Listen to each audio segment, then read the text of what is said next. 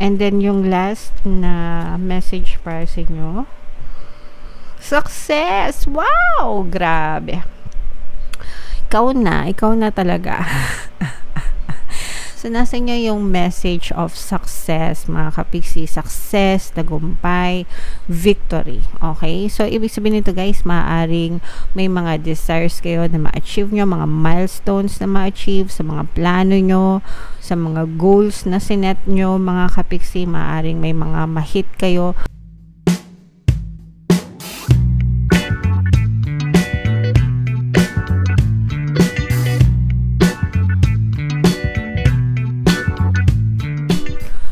Hello guys, hello Libra, welcome back to Pinoy Pixie Tarot. Ang pamagat ng episode natin for tonight is Messages from the Universe.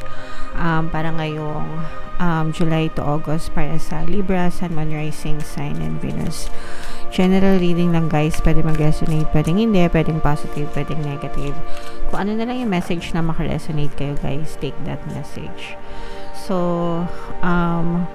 authentic, no? Ito yung first message para sa inyo guys. Authentic is being true, yung totoo, legitimate, legal, hindi peke, hindi scam, hindi fraud.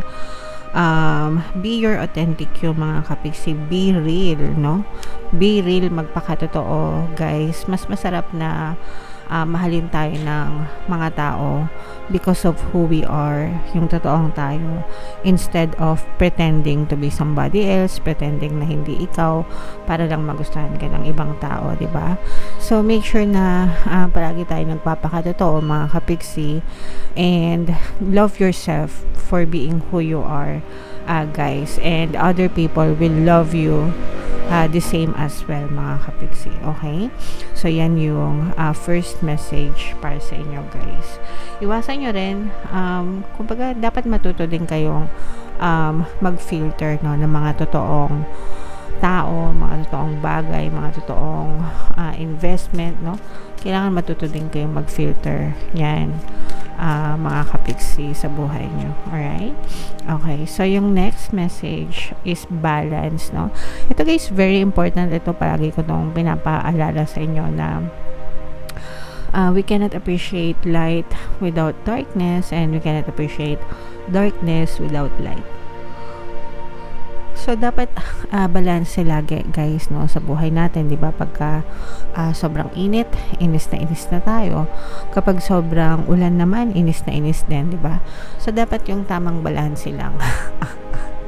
Nasabi ko yun kasi magtatag-ulan na naman eh. So, yeah. So, ganoon din sa buhay natin, mga kapiksi, no? Dapat nilalagay natin sa tamang balanse lahat ng aspeto ng buhay natin, lahat ng labis, nakakasama, lahat ng kulang, nakakasama din mga kapiksi. So, tamang balance lang guys.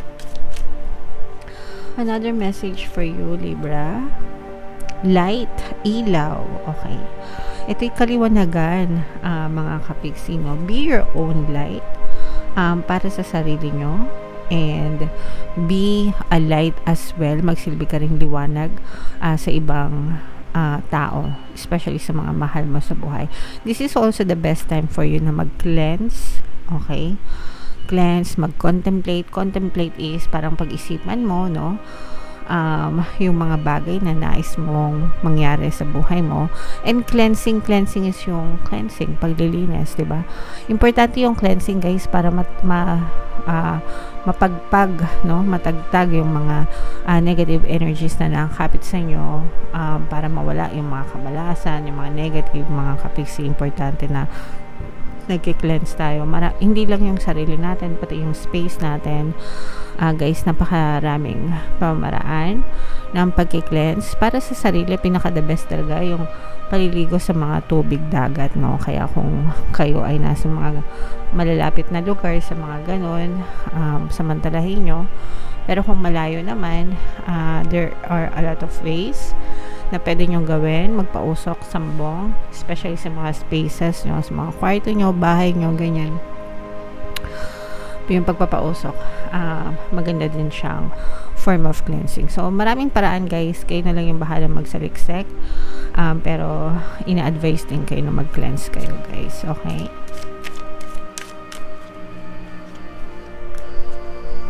Another message for you, Libra. Breathe. Okay. Ibig sabihin nito, guys, magpahinga. Mag-contemplate, no? Hinga-hinga. Hinga-hinga ng, alam nyo yun, magpahinga, mag-relax, mag-chill, mag-meditate, lalo na kung sobrang stressed ka na, sobrang marami ka ng mga na-experience na worries sa buhay mo, mataas yung anxiety level mo, yan yung mga senyales, no? na dapat medyo nagre-relax ka, bawasan mo na yung load mo, bigyan mo ng time yung sarili mo, makapag-isip-isip, makapagplano-plano, mga kapiksi. Okay? Kailangan natin yan, guys, no? Equally important yung pagpapahinga para makapag-cleanse and makapag-recharge din, guys. Alright? Another message for you, Libra. Enchanted. This is luck, mga kapiksi, no? Mystery, charmed, believe. Okay, so guys, ito na naman ako. Meron tayong pampaswerte sa subliminal, guys, yung pantaboy ng malas, pang-akit ng swerte. As in, super duper to the max yung mga affirmations na nilagay ko dyan. Kaya kung makikita nyo sa community tab, talagang pinupost ko yung mga success stories. Pakinggan nyo, guys, kasi malaki talaga yung may tutulong sa inyo. Pero ibig sabihin nito, guys, you are charmed, enchanted, pwede kayo maka-experience ng mga mysteries, mga good luck, good fortune, no? Sa buhay nyo, guys, mga magagandang experiences, guys, no? Mga himala, ganyan, mystery. So, i-mind nyo yan, guys, sa comment section. Mind, good luck, good fortune, swerte, mystery, magical moments, yan. I-mind nyo yan, guys, sa comment section, mga kapiksi. Alright? And then, yung last na message para sa inyo, success! Wow! Grabe. Ikaw na talaga. So, nasa inyo yung message of success, mga kapiksi. Success, tagumpay, victory. Okay? So, ibig sabihin nito, guys, maaaring may mga desires kayo na ma-achieve nyo, mga milestones na ma-achieve sa mga plano nyo, sa mga goals na sinet nyo, mga kapiksi. Maaaring may mga ma-hit kayo ng mga target, kung ano man yung mga target nyo sa buhay. Pero, ito, guys, talaga nasa inyo, pumapanig sa inyo, no? Pumapanig sa inyo ang tagumpay. Syempre, depende yan sa dedikasyon nyo, depende sa sipag at tiyaga nyo, sa pagdadasal nyo, at sa pagtitiwala nyo, no? Sa inyong positibong mental diet, mga kapiksi. Kailangan hindi nyo yun kinakalimutan, guys. Isa yon sa mga secret recipe. Hindi siya secret, no? Kasi palagi ko na siyang sinasabi sa inyo. Gas-gas na nga no? Positibong mental diet, guys. Isa sa mga susi para talagang magtagumpay kayo. So, wag nyong kakalimutan yun, guys. Okay, so itong, guys, i-mind nyo na yan. Success, mind tagumpay, mind good luck, good fortune, yan, liwanag, okay? So, lahat yan, guys, i-mind nyo na sa comment section. Tingnan natin yung additional na mensahe sa inyo. Shuffle ko to, guys. Habang sinishuffle ko to, alawari nyo mula yung video natin regarding sa ating paano mag-manifest ng abundance video course. Kapiksi, sawa ka na ba sa mga struggles at hirap sa buhay mo? Masipag ka ba at masikap sa buhay ngunit hindi ka pa rin umaasenso? Ilang beses ka na bang nag-attempt mag-negosyo at mag-invest pero palagi ka pa rin nalulugi? Sa pagkakataon na ito ay maaaring may subconscious beliefs ka na nagiging balakid sa iyong pag-unlad at pagyaman. Introducing, paano mag-manifest ng abundance video course. Dito ay matututunan mo ma-overcome ang mga balakid mo para tuluyan ka ng umunlad, umasenso, sumagana, maging matagumpay, successful at maswerte sa iyong kabuhayan, pera, trabaho, negosyo sa lapi at kaperahan ng bonggang-bongga. Dali, mag-send na ng email sa pinoypixitaro@gmail.com at simulan na ang iyong pagyaman ngayon. Alright, so sa lahat ng gusto mag-avail ng course, guys, 500 pesos discount tayo, no? Until July 31, yan yung bagong promo natin. So, i-avail nyo na, guys. Sobrang ganda.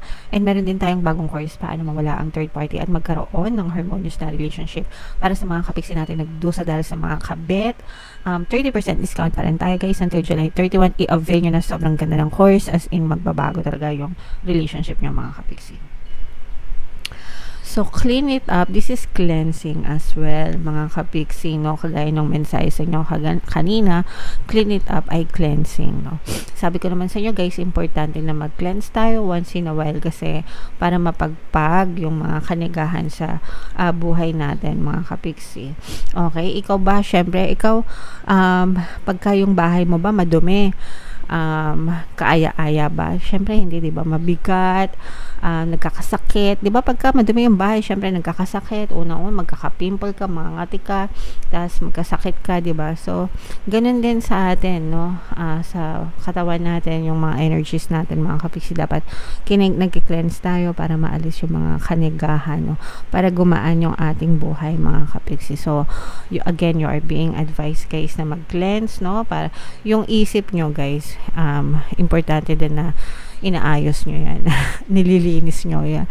Pinaka-importante yan. Hindi nyo lang alam kung gaano ka-powerful yung thoughts nyo, mga kapiksi. Pero kung mapapansin nyo sa ating channel, hindi lang tarot reading yung ginagawa natin, yung pagbasa ng energy.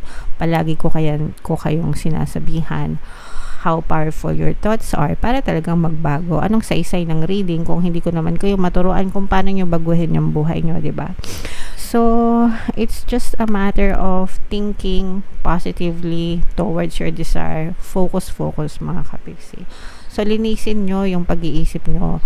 Linisin nyo yung kanigahan nyo. Linisin nyo yung bad habits nyo. Lahat ng pwede nyo malinis para talaga magkaroon ng mga magagandang changes, mga magagandang pagbabago. Kasi pwede naman talaga, guys, magbago yung buhay nyo. Basta willing kang magbago, okay? Hindi magbabago yung buhay nyo dahil lang sa tarot, no? Dahil lang sa sinabi ng tarot. Magbabago yung buhay nyo kapag nagbago kayo, okay? Ikaw muna yung kailangan magbago. Susunod yung buhay mo, alright? So, linisin yung mga dapat linisin, yung mga kanigahan, yung overthinking. Yan yung dapat na unang inaalis nyo sa buhay nyo. Palitan, replace them with positive thoughts. Gratitude, importante, guys. Pag sinabing gratitude, pagpapasalamat, automatic yan, nasi-shift kayo from negative to positive kapag kayo ay nagpapasalamat. Okay? Right. So, comment down below, Libra, if feeling nyo nakaresonate kayo sa reading na to.